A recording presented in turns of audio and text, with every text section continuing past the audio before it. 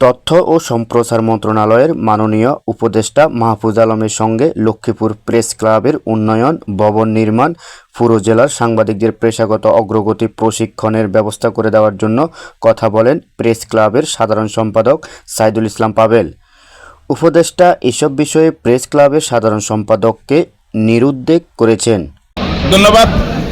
আমাদের লক্ষ্মীপুরের কৃতি সন্তান, বাংলাদেশ সরকারের তথ্য সম্প্রচার মন্ত্রণালয়ের মাননীয় উপদেষ্টা মাহফুজ আলমের সঙ্গে আমি কথা বলেছি। লক্ষ্মীপুর প্রেস ক্লাবের নানা সমস্যা নিয়ে তার সঙ্গে আমার কথা হয়েছে এবং এই জেলার সাংবাদিকদের পেশাগত মান উন্নয়নের বিষয়ে একটি প্রশিক্ষণের বিষয়ে আমরা কথা বলেছি। উনি বলেছেন যে আমাদের যে কার্যনির্বাহী কমিটির সদস্য এবং সভাপতি সহ ঢাকায় যাওয়ার জন্য এবং তিনি লক্ষ্মীপুর প্রেস ক্লাব সহ সাংবাদিকদের পেশাগত মান উন্নয়নের জন্য তিনি ভূমিকা রাখবেন, এই প্রতিশ্রুতি দিয়েছে।